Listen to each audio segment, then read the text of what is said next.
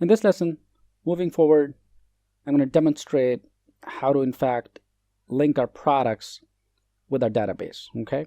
Now, so far, all we've done is created these featured products manually using code, okay, and CSS as well as SQL, and of course within the Bootstrap functionality and the framework, and of course within the Bootstrap framework.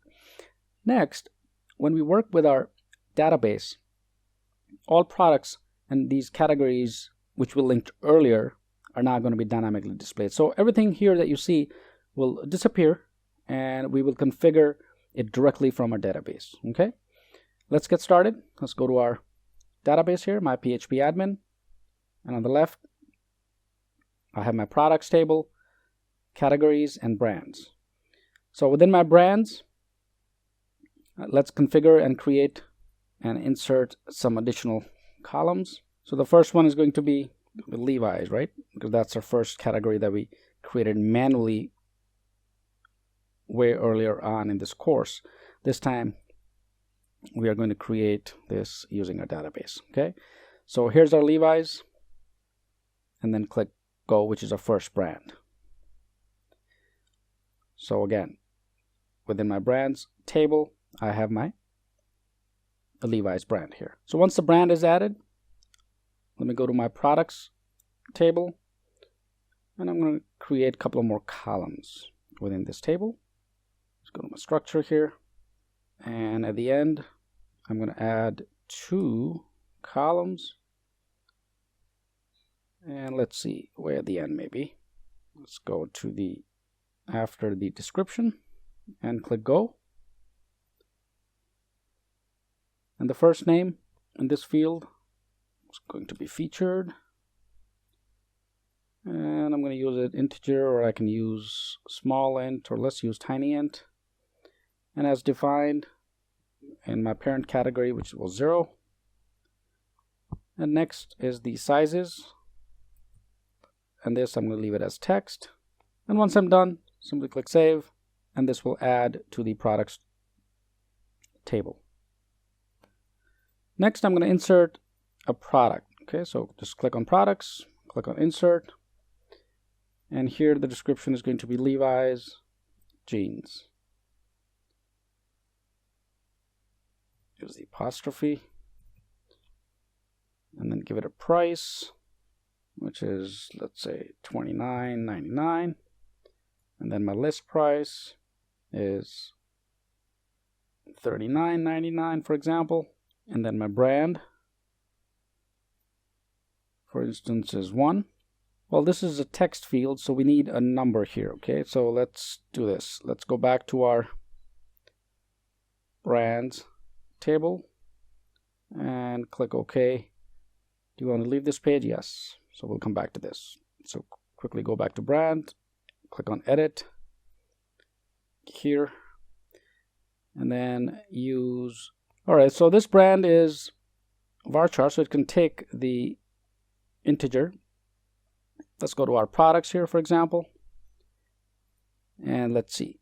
Within our products, let me edit the brand here. Click on change, and instead of text, we need to use the integer right here. Perfect. Okay, and let's click save. So now we're in good shape. Let's go back to our brand, and let's click on edit to edit the Levi's brand. All right, so it's not here. Let's go to products, go to our structure, for example, and then we added the brand and a couple of things we need to insert here. Okay, and let's insert Levi's jeans. Finally, we figured this out, and then the price will be $29.99, and list price will be $39.99, and this time notice brand is now an integer, right? So it's not text anymore. So we're going to link it to category 1, or give it an ID as 1. And then for my image, I need to specify the path, which is my tutorial images, and make sure I have the correct path and the name of the file, which is levis.jpg. Okay, and if you're not sure, you can always go back to your code bring up your images folder and take a look at the correct extension. So here's my Levi's.jpg. That's what I'm looking for. Okay, so you want to make sure this is correct. So let's go back to our database, and it's Levi's.jpg. Next, just provide a sample description. These Levi's jeans are great. Buy them now. Okay. Scroll down. We're going to give an ID of 1 as a featured. And then I can specify various sizes for my Levi's jeans. So such as the waist, for example, 3 in stock, 32, I have 5 in stock, and then maybe 36, only 1 in stock. All right, so I have all of these. Maybe I'll get rid of these spaces and simply click go. And this will insert one row within this table. I also can see the SQL query also. Okay, so the SQL is insert into the products table. And then here are my fields that I like to insert. And of course, my image is also part of the SQL. So it depends on whether I wish to use the SQL or the My PHP admin. All right, next, let's click on products here. Go to our structure and take a look at whether everything is populated or not. Seems good. Let's next go to our Levi's jeans that we just added. So here it is. And then I'm going to edit this and assign a category as 6. Scroll down and click go. Okay. So we need this category as 6 with this brand associated to it. Now, once we have this set up in our database, let's navigate to our code. Go to our index.php. And here we're going to remove all the static products that we entered earlier on in this course. So I'm going to scroll down. And here are my products. So starting from the featured product. So we're going to leave the featured products at this point because we want the heading as Levi's jeans. So this is where we're going to leave this product, but the rest of the products we're going to get rid of. Okay. So we're going to highlight all of these products, including hoodie is our last, and headband is our last product, and simply get rid of them. Okay. So the only product now we have here is within our main content of featured products is just the Levi's jeans. All right, great. So let's get rid of these spaces. Perfect. Let's go up above our main content of featured products. So now since we have our database live and connected, all we need is to execute the SQL or specify the SQL statement. All right, to do this, let's go up here to our initialization file for our PHP. And anywhere within this PHP, let's do the SQL. So I'm going to do string SQL equals and my query. Select everything from products and of course where featured equals 1, and then get our variable in here. Featured equals DB, get my database in, query, and then string SQL. So once I've added this, let's scroll down to our product, Levi's jeans here. Okay, so right after the featured product, I want to script PHP. And here I'm going to do the while loop. So while product equals my SQL I fetch, and then of course the featured. Okay, so here's my first SQL fetch that I'm basically telling this code that go to my database and bring the featured products. Next, of course, my image also needs to be changed, and before the image I need to have my heading 4. So instead of the Levi's jeans, I need a PHP here, or rather instead of a PHP, simply do and call the product and show my title for the product and close it off with a semicolon. Okay, so all we did here was instead of static name, whatever title is within the title column in the table, it's going to be displayed here. Same thing, I'm going to configure the image source as well.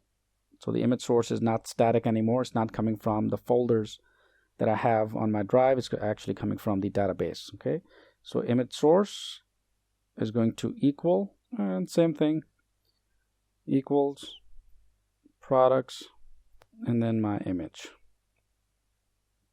All right, right after the image, I need my bracket here, of course, and the semicolon, and of course close my tag, and then change our alternate text and specify repeat the same code, equals product.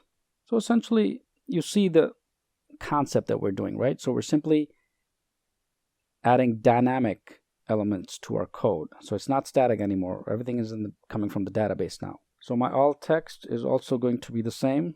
It's going to come from the title. Place a semicolon and close this tag as well.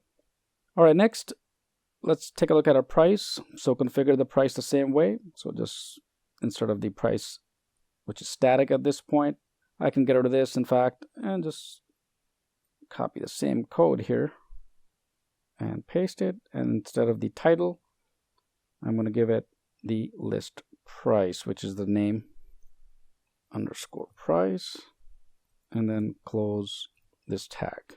Okay, perfect. Same thing I'm going to do for the $19.99 price.